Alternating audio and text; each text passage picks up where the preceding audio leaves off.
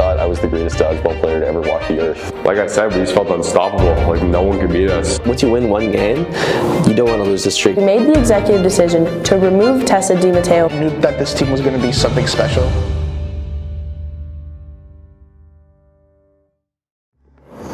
After week one, I saw what the team had in them. I saw that the energy was there. I saw that we were all like excited for the season, and I saw a future bit. What was I thinking after week one? I thought I was the greatest dodgeball player to ever walk the earth. And ow, my elbow hurts. Your abs hurt after? Yes, everything hurt. Everything hurt. My abs, my tricep, my forearm, my elbow. Like the elbow, like was just like one of many. I was locked in. I didn't want to lose the winning streak. You know, once you win one game, you don't want to lose the streak. You know, you want to keep that 0 at the end of the record, and I think we were locked in. I was just too excited for the next week. I wanted it to be Wednesday again. I honestly wanted to redo the whole week and play those 2 games again. I was thinking, you know, we were pretty dominant and we could go on a run here and maybe win it all.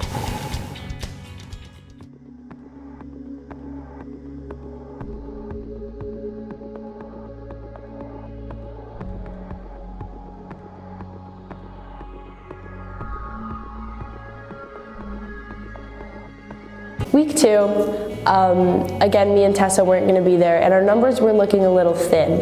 Not everyone could go. It was Maddie's first week, but not having a full roster was tough, and we knew we needed to rest players. And so we made the executive decision to remove Tessa Di Matteo from the roster and add Callum Kraft in her spot. We had really high expectations from Callum. Obviously, he's very ripped, junior A hockey, very tall. It was not a permanent switch, it was just so he could fill the roster spot while Tessa was out due to other commitments, and she would later come back when she was able. And so Callum made his debut. He was a little shaky to start. 3, 2, 1.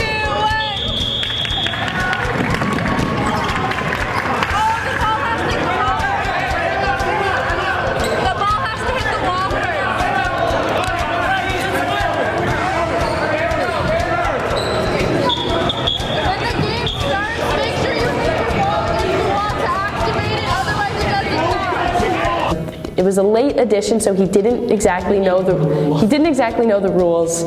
You know, there's very specific things like your ball has to touch the wall after the run-up, hitting in the head, just very simple things like that that hadn't fully been explained to him. So it was a little bit of a rough start for Callum, but he did bring the intimidation factor, being a big and strong man.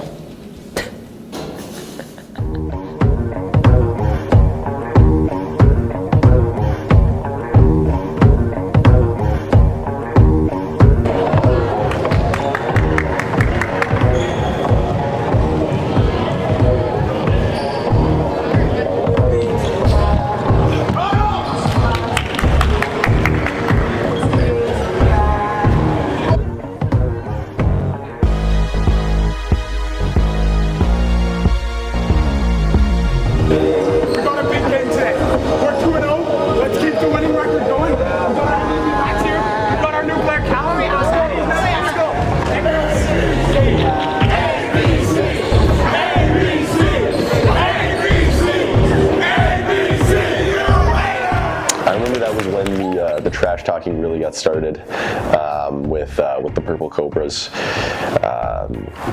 Yeah, I remember they really didn't like that I waved off arm sleeve. I do remember playing them for the first time. I saw Daniel Portum throw, I believe that's how you pronounce his last name, right? Portum. I saw Daniel Portum throw and I was like, oh, this guy can actually throw the dodgeball, unlike the other teams we've played so far. So I was like, okay, we have some competition on our hands, but we still kick their asses.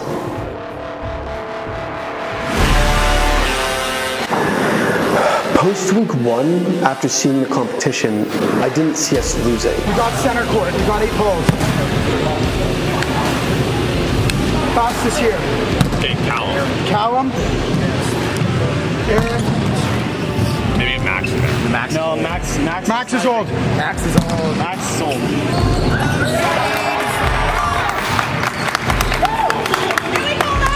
I'm so locked in. I think we got a good roster. These guys are some tryhards. This is the best competition yet. But I trust Max.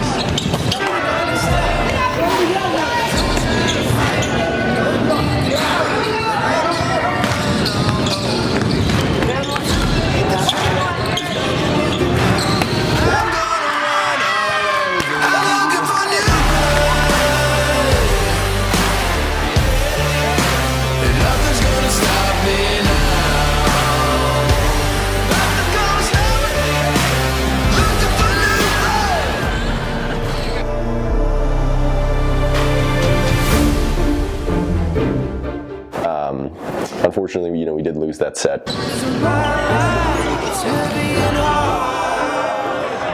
Yeah, of course, I remember the infamous shoulder incident. You know what? My competitive spirit really got the best of me here. I was quite upset. I'm someone who really values integrity and fairness, not just in sports, but in all facets of life. And I'm quite confident in the belief that I drilled 4 eyes in the shoulder, to which he responded that he got it with the ball, which was just absolute. I mean, it was a total fallacy, is what it was. And I was quite upset as the refs did not force him to go out of the game. Then he ended up getting me out, so that was quite the sequence. I'm not proud of my emotional outburst. Definitely scared my roommates who were there watching, but it was intense. It was intense.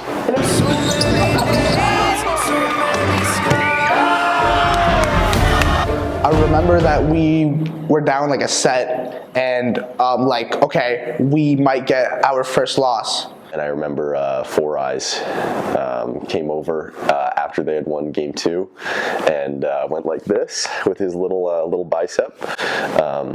He got mogged by me just standing there, not even flexing. So losing a game out of a full set was really scary for us. Clipboards were broken, desperation on my face. I'm stressing out! Because you know after that, there's actually a chance that we lose. I remember coming out strong for game 3 and letting them hear it.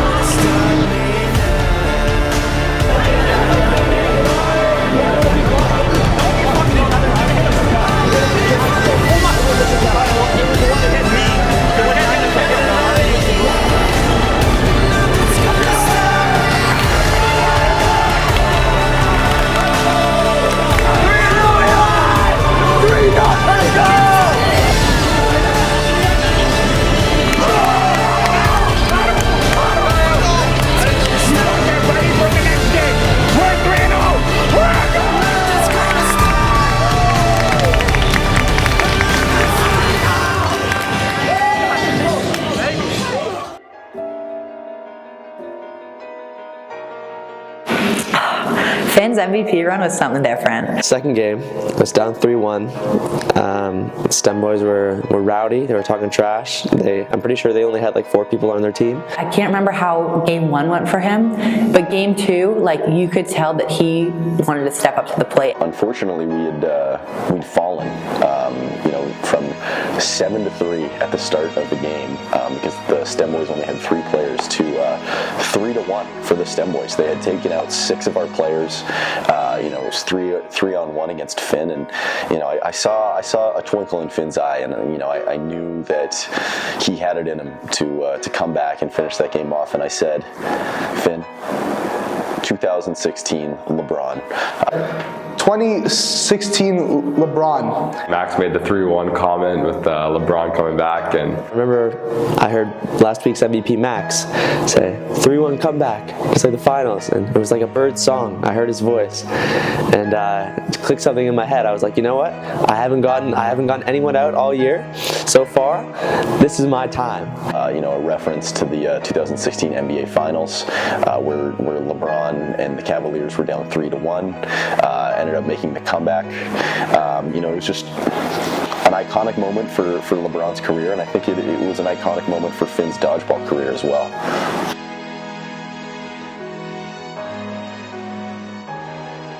Hold up, wait a minute. Y'all thought I was finished? When I bought the ass tomorrow, y'all thought it was rented? Flexing on these niggas, I'm like Papa on the spinach. Double M, yeah, that's my team. Rose, the captain, I'm lieutenant. I'm the type of can the men cast and grind like I'm broke. That Lambo, my new bitch, she'll ride like my ghost. I'm riding around my city with my hands. I'm so proud of all of us. Thank you to our fans for coming. MVP and Max support him, and he will ever be remembered as the first MVP of ABC. See you later. But guys, we have a new MVP.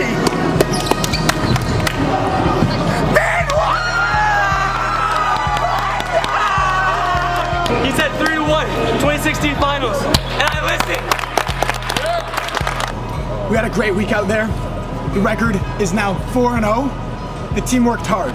We had one-on-ones, we had a 3-on-1, but we prevailed. I'd like to congratulate all our team. We got knocked down, we picked back up and went right back into it. I love the dodges that I was seeing, especially by Miguel and Finn specifically. They were on the balls of their feet and making dodges all game long. Get your head in the game, Shraponsky! Listen, that first game, it was a little rough. They were talking some smack, the other team. I've lost my voice yelling at Max. You know, he didn't have the best performance, but in the end, he pulled it out for us, and just happy to be here. I just want to start us off by saying no team in TMU intramural dodgeball history has ever come back down 3-1.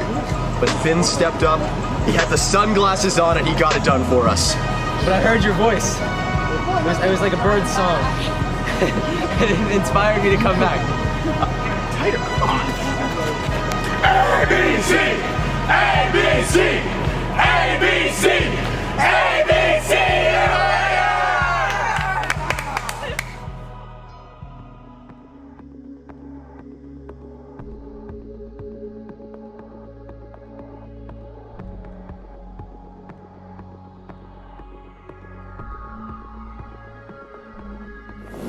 Just keep it going. We just wanted to keep it going into rating week.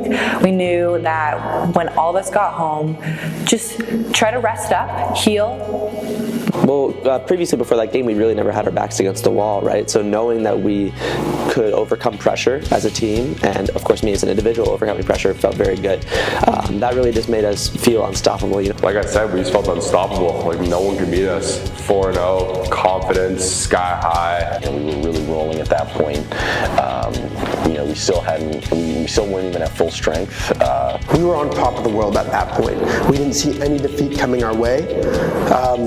We were just so excited. 4-0 is a big accomplishment, and we were just excited to keep moving forward.